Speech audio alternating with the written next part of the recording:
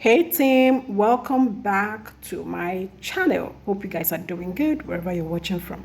Okay, so let me quickly show you how to make very healthy but simple Zobo drink. Okay, so this one we're not going to be doing all those rishi banana, pineapple, all of that. Yeah, we're going to keep it simple yet very healthy and safe. So you just wash the hibiscus flower and yeah, put it inside your pot and add, I'm using 3 liters, actually 2.5, but I'm going to make it 3 to make up for the one that is going to evaporate. Okay, and then I just washed my cloves and added to it and get it boiling. So after it's boiled for yeah the appropriate time, I put it off the flame and then I'm just adding lemon.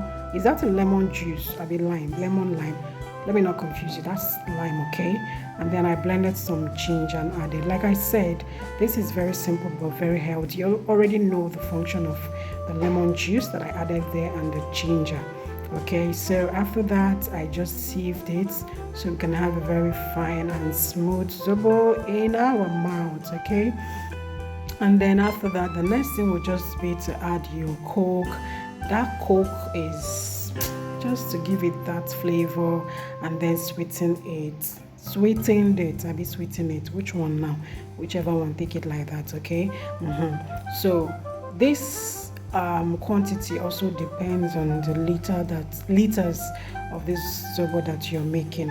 So I added that and then I'm adding the banana flavor of it. And with this, guys, this zobo drink is done. Look at the richness of the color. Wow, you can't be like saying a blood person won't drink. Okay, so just give it a good stir and then transfer everything to your bottles and then put it in your fridge to get very chilled and have yourself enjoying it with any kind of food or snack of your fave. Okay, so yeah, I hope you like it and you've given this video a thumbs up already. Please kindly share, comment, and let me know if you're going to try it out. Till I see you in my next one, stay safe and bye bye.